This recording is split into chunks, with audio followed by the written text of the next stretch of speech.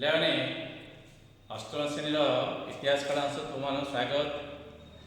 ଆମେ ପୂର୍ବ କାଳାଂଶରେ ଭାରତରେ କମ୍ପାନୀ ଶାସନ ପ୍ରତିଷ୍ଠା ବିଷୟରେ ଅଧ୍ୟୟନ କରୁଥିଲେ। ପୂର୍ବ କାଳାଂଶରେ ପଢ଼ିଥିବା କିଛି ପାଠରୁ ମୁଁ ତୁମକୁ କିଛି ପ୍ରଶ୍ନ ପଚାରୁଛି, ତାର ଉତ୍ତର ଦିଅ। ଆମ ଭାରତକୁ ପ୍ରଥମେ କେଉଁ ବିଦେଶୀମାନେ ଆସି ଆକ୍ରମଣ କରିବା ଆସିଥିଲେ, ଆକ୍ରମଣ କଲେ ଏବଂ ଏଠି ସାମ୍ରାଜ୍ୟ ବିସ୍ତାର କରି ଏ ଭାରତକୁ ଅଧିକାର କରି ଏଠି ରହିଗଲେ? କେଉଁମାନେ? ମୋଗଲମାନେ। ଠିକ୍, ମୋଗଲମାନେ ପ୍ରଥମେ ଆସିଥିଲେ। ଆଉ ବାବର ସେ ଆକ୍ରମଣକାରୀ ଥିଲା, ପ୍ରଥମେ ଆସି ଭାରତକୁ ଆକ୍ରମଣ କରି ଭାରତରେ ମୋଗଲ ଶାସନ ପ୍ରତିଷ୍ଠା କଲେ ଏବଂ ଏମାନେ ବହୁ ବର୍ଷ ଧରି ଭାରତକୁ ଶାସନ କଲେ।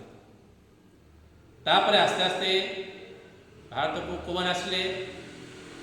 ये जो मोगल मैंने थे मध्य एशियार लोक, मानती मंगोल गोटे जगह अच्छी मंगोलिया से लोक। तापर भारत को आम जाचे भारत गोटे धनी देश था, ज्ञानी देश था। भारत को समस्त पृथ्वी समस्त देश लोक एठू आसिया चाहूले, किए व्यवसाय कर आसला, किए लुंठन कर आसी चाहूला, कि आसिया चाहूले समस्ते। आ भारत भी सब देश सह वाणिज्य कारबार चलता, पृथ्वी अन्य देश सब भारत को आसवा सदा चेष्टा थे। मोगल मान क्यों मैंने भारत को आसवा चेष्टा कले सफल होते? प्रथम यूरोपीय मान। ठीक, यूरोपीय मैंने प्रथम भारत को जलपथ आविष्कार करते। यूरोपर कौ देश लोक प्रथम जलपथ आविष्कार करते? पर्तुगीज। पर्तुगीज जो नाविक भास्को डा गामा प्रथम ये जलपथ आविष्कार करते और ये वाणिज्य कारबार से आरंभ करते। से वाणिज्य कर आउ कौन काम करते? हाँ, ख्रीष्टियान धर्म में भारतीय को दीक्षित करते और ये भारतर किसी अंचल को अधिकार कर उपनिवेश स्थापन करी से बसवास कर साम्राज्य विस्तार कले पर्तुगीज मैंने। आम देशर किसी अंचल को अधिकार कर रखी। कौ मसीहा अधिकार रखते?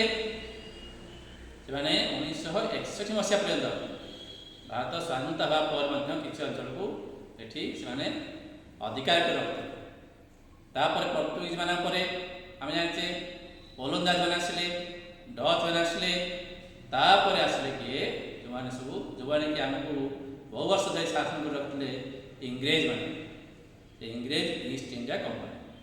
जो इंग्रेज ईस्ट इंडिया कंपनी आसला प्रथम किए कौ इंग्रेज लोक एटिक आसी भारत अनुमति पाई वाणिज्य करने कहवा आम? हाँ, कैप्टेन हॉकिन्स आसते प्रथम भारत में वाणिज्य करने अनुमति पाई और से सूरत ठारे वाणिज्य कर अनुमति पाई।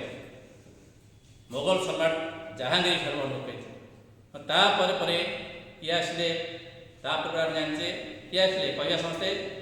हाँ, सर टमास रो इंग्रेज राजदूत से जहांगीर दरबार आसते और जहांगीर को विभिन्न प्रकार संपर्क रखी सागर प्रलोभित कर बंधुत्व स्थापन कर सारा भारत वर्ष में वाणिज्य कर अनुमति से पाई। तापर इंग्रेज मैंने सारा भारत वर्ष में वाणिज्य कारबार आरंभ करते। 1615 ख्रीष्टाब्द में सार टमास रो जहांगीर दरबार को आसी से वाणिज्य करने सारा भारत वर्ष में अनुमति पाई। अनुमति पाया इंग्रेज मैंने कौन कले ना मछलीपट्टनम और आम ओडार महानदी महानगर स्थित हरिपुर, बालेश्वर, हुगुड़ी, पाटणा और काशी बजार वाणिज्य कोठी निर्माण कर वाणिज्य कारबार आरंभ कले। या सहित माद्राज जहाँकि बर्तमान तार नाम चेन्नई, बम्बे जहाँ बर्तमान मुंबई, कोलिकता ये सब जगह से प्रधान वाणिज्य केन्द्र स्थापन कले। ये सब जगह सहर गुड़िक प्रधान वाणिज्य केन्द्र कोठी स्थापन कले से सारा भारत वर्ष वाणिज्य कारबार से कले। 1649 ख्रीष्टाब्द में माद्राज ठारे इंग्रेज मैंने गोटे फोर्ट निर्माण कले, फोर्ट सेंट जॉर्ज ना दे फोर्ट सेंट जॉर्ज निर्माण कले। कहीं निर्माण कले ना से निर्माण कले ये आम से किसी सैन्य मान रखिए वाणिज्य कारबार को सुरक्षा देवाई किसी सैन्य सामग्री रखिए। ये मोगल मान अनुमति नहीं गोटे फोर्ट माद्राज कले ता ना सेंट सेंट जॉर्ज ଥିଲା फोर्ट सेंट जॉर्ज। या पर से आमे देखिए बॉम्बे ए बॉम्बे वर्तमान जहाँ ना मुंबई से पर्तुगीज मान अधिकार था किंतु पर्तुगीज राजा इंग्लैंड राजा द्वितीय चार्ल्स झील को विवाह देले एवं ये विवाहर यौतुक स्वरूप से बॉम्बे को इंग्लैंड राजा द्वितीय चार्ल्स को यौतुक देले। केटे बड़ अजब कथा देख देश आमर अधिकार कले मोगल मैंने आक्रमण करी से अनुमति देले इंग्रेज मानक से अनुमति देले पर्तुगीज मानक पर्तुगीज माने आम देश जगह को यौतुक दौरान इंग्रेज मानक ये भारतीय मैंने आम कौन करते आम देश प्रति भारतीय मैंने किपर सचेतन थे तुमने ये सब लक्ष्य कर देश आमर ए देश आमर अधिकार करने बाहर लोक आसी कारबार करते तुम चिंता कर।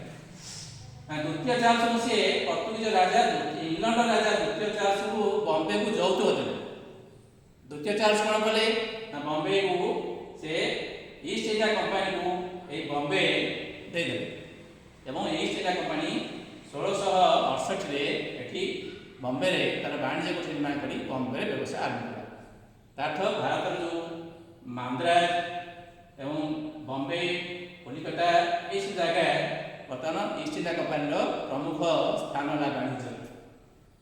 1690 ख्रीष्टाब्द ईस्ट इंडिया कंपनी बंगर हुकुली ठारे गोटे फोर्ट विलियम गोटे दुर्ग से प्रतिष्ठा कले से सन्ने सामंत रखिले और से वाणिज्य सुरक्षा आड़ में सन्ने सामंत रखिले।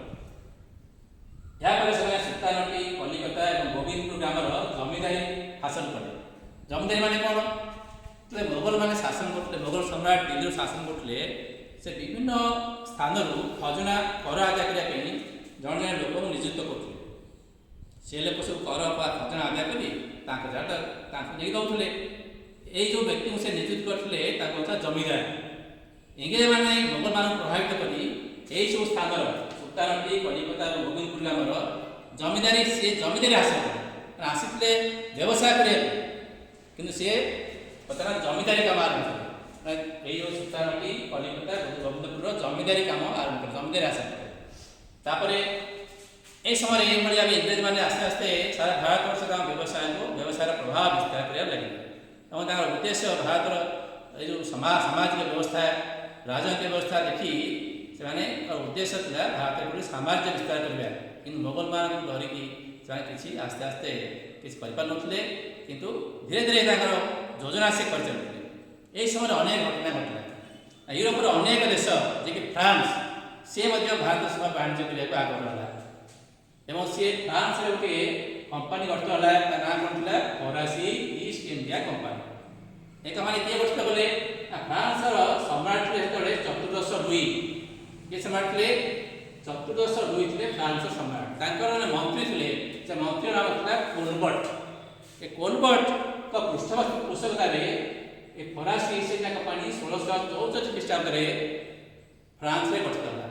उद्देश्य कौन है भारत में वाणिज्य व्यवसाय करवा भारत में वाणिज्य व्यवसाय करने अनुमति ना पड़ो क्या अनुमति ने से भारत में मोगल सम्राट औरंगजेब शासन करते आम जाने औरंगजेब पूर्व शासक थे सी धर्म विद्वेषी थे तेणु सी औरंगजेब ठारू फ्रांस ईस्ट इंडिया कंपानी अनुमति प्राप्त निमंते अनुमति पाइले और से सूरत ठारे गोटे वाणिज्य कोठी निर्माण कर वाणिज्य कार्य आरंभ कले। आम जाने इंग्रेज मैंने से सूरत ठारे प्रथम वाणिज्य कोठी निर्माण आरंभ करते फरासी ईस्ट इंडिया कंपानी से सूरत ठारे प्रथम तार वाणिज्य कोठी निर्माण कर आस्ते आस्ते से मछलीपट्टनम पंडिचेरी पुदुचेरी जो राज्य नाम अच्छी बंगाल चंदननगर ठारे से वाणिज्य कोठी निर्माण कर इस समय कौन है आम फ्रांस जड़े व्यक्ति फ्रांस जो फरासी ईस्ट इंडिया कंपानी से नाम था फ्रांकोए मार्टिन से बीजापुर राजा पंडिचेरी हासिल कर बीजापुर राजा को कौन प्रकार से प्रभावित करी पंडिचेरी जो सहर था हासिल कले और वाणिज्य कोठी से निर्माण कले कौन कले से किसी यूरोपीय सैन्य और 500 भारतीय को युद्ध रीति शिक्षा देला ଯୁଦ୍ଧ ଶିକ୍ଷା ଦେଲେ। ତ ପଣ୍ଡିଚେରୀରେ ସେ ଗୋଟିଏ ଦୁର୍ଗ ସ୍ଥାପନ କରି ସେଥିରେ ଫରାସୀ ଇଷ୍ଟ ଇଣ୍ଡିଆ କମ୍ପାନୀ ତାଙ୍କର ଦୁର୍ଗ ସ୍ଥାପନ କଲେ। ସେଠି 500 ୟୁରୋପୀୟ ସୈନ୍ୟ, ୟୁରୋପୀୟ ସୈନ୍ୟ 500 ଭାରତୀୟ ସେଠି ସେ ଯୁଦ୍ଧ ଶିକ୍ଷା ନେଲେ। ତେଣୁ ପଣ୍ଡିଚେରୀ କ'ଣ ହେଲା? ପଣ୍ଡିଚେରୀ ହେଲା ଫରାସୀମାନଙ୍କର ସାମରିକ ଶିବିର। ଫରାସୀମାନେ ପଣ୍ଡିଚେରୀଠାରେ ବା ପୁଡୁଚେରୀଠାରେ ତାଙ୍କର ସାମରିକ ଶିବିର ପ୍ରତିଷ୍ଠା କଲେ। ଆସ୍ତେ ଆସ୍ତେ ସେଠାରେ ସେମାନେ ତାଙ୍କର ସୈନ୍ୟ ସଂଖ୍ୟା ବୃଦ୍ଧି କରିବାରେ ଲାଗିଲେ। ଏ ସମୟରେ ଫ୍ରାନ୍ସ ଜଣେ ବିଚକ୍ଷଣ ରାଜନୀତିଜ୍ଞ, ଯାହାର ନାଁ ଡ୍ୟୁପ୍ଲେ। ଏ ଡ୍ୟୁପ୍ଲେ ଚନ୍ଦନନଗରର ଶାସନକର୍ତ୍ତା ଭାବେ ନିଯୁକ୍ତ ହେଲେ। ଚନ୍ଦନନଗରଠାରେ ସେମାନେ ବାଣିଜ୍ୟ ଆରମ୍ଭ କରୁଥିଲେ। ସେ ଜାଗାରେ ସେମାନେ ଅଧିକାର କରୁଥିଲେ। ଅଧିକାର ବସି କାହିଁକି ମନେ ମନେ ଆସ୍ତେ ଆସ୍ତେ ବାଣିଜ୍ୟ କରି ଆସୁଛନ୍ତି। ଯେଉଁ ଜାଗାରେ ସେମାନେ ବାଣିଜ୍ୟ ନିର୍ମାଣ କରୁଛନ୍ତି ବିଦେଶୀମାନେ ଯାହାକୁ ନିଜ ବୋଲି ଭାବୁଛନ୍ତି। ଚନ୍ଦନନଗରର ଶାସନକର୍ତ୍ତା ଭାବେ ଡ୍ୟୁପ୍ଲେ ଆସିକି ଏଠି ଶାସନକର୍ତ୍ତା ନିଯୁକ୍ତ ହେଲେ। ଏ ଡ୍ୟୁପ୍ଲେ ଜଣେ ବିଚକ୍ଷଣ ବ୍ୟକ୍ତି ଥିଲେ। ସେ ଭାରତର ପାରିପାର୍ଶ୍ୱିକ ଅବସ୍ଥା ଓ ସାମାଜିକ ଅବସ୍ଥା ଦେଖି ଚିନ୍ତା କଲେ ଯେ ଭାରତରେ କେବଳ ବାଣିଜ୍ୟ କାରଣ ନୁହେଁ, ଭାରତରେ ସାମ୍ରାଜ୍ୟ ବିସ୍ତାର କରି ଭାରତକୁ ଅଧିକାର କରିବା ତାଙ୍କର ମନରେ ଭାବନା ଜାଗ୍ରତ ହେଲା। କିନ୍ତୁ ଫରାସୀମାନଙ୍କ ପୂର୍ବରୁ ଏଠି ଇଂରେଜମାନେ ମଧ୍ୟ ସାମ୍ରାଜ୍ୟ ବିସ୍ତାର କରି ଅଛନ୍ତି, ତାଙ୍କର ପ୍ରଭାବ ବିସ୍ତାର କରି ଅଛନ୍ତି। ତେଣୁ ସେ ଚିନ୍ତା କଲେ ଭାରତରେ ଯଦି ସାମ୍ରାଜ୍ୟ ବିସ୍ତାର କରିବାର ଅଛି ତାହେଲେ ଇଂରେଜମାନଙ୍କୁ ଏଠି ପ୍ରତିହତ କରିବାକୁ ପଡ଼ିବ। ଇଂରେଜମାନଙ୍କୁ ଯଦି ହରାଇଲେ ଆମେମାନେ ଏଠି ସାମ୍ରାଜ୍ୟ ବିସ୍ତାର କରିପାରିବା। ତେଣୁ ସେ କ'ଣ କଲେ, ଏ ଫରାସୀ ଏବଂ ଇଂରେଜମାନଙ୍କ ମଧ୍ୟରେ ରାଜନୈତିକ ସଂଘର୍ଷ ଆରମ୍ଭ ହେଲା। ବାଣିଜ୍ୟ ସଂଘର୍ଷ ଚାଲିଥିଲା। ବାଣିଜ୍ୟ ସଂଘର୍ଷ ସହିତ ଉପନିବେଶ ସ୍ଥାପନ ଭାବେ ସାମ୍ରାଜ୍ୟ ଦଖଲ ପାଇଁ ରାଜନୈତିକ ସଂଘର୍ଷ ଆରମ୍ଭ ହେଲା। ଏ ଡ୍ୟୁପ୍ଲେ, ଫ୍ରାନ୍ସର ଯେଉଁ ଆସିଥିଲେ ଡ୍ୟୁପ୍ଲେ, ଚନ୍ଦନନଗର ଶାସନକର୍ତ୍ତା, ଇଏ ଆସିବା ପରେ ଇଂରେଜମାନଙ୍କ ସାଙ୍ଗରେ ରାଜନୈତିକ ସଂଘର୍ଷ ଆରମ୍ଭ କଲେ।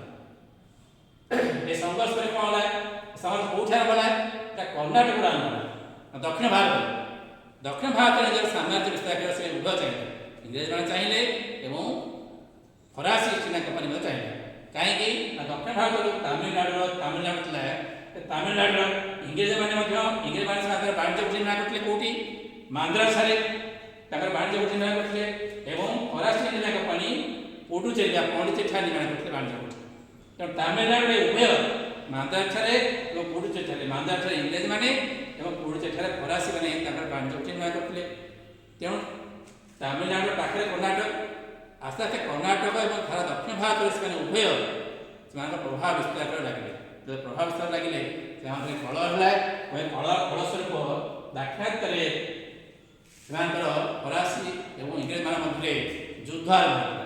ଏବଂ ଏହି ଯୁଦ୍ଧ କିପରି ହେଲା, ଏହାର ଫଳାଫଳ କ'ଣ ହେଲା, ଆମେ ଏହାର ପରବର୍ତ୍ତୀ କାଳରେ ପାଠ କରିବା। ଆଜି ପାଇଁ ଧନ୍ୟବାଦ।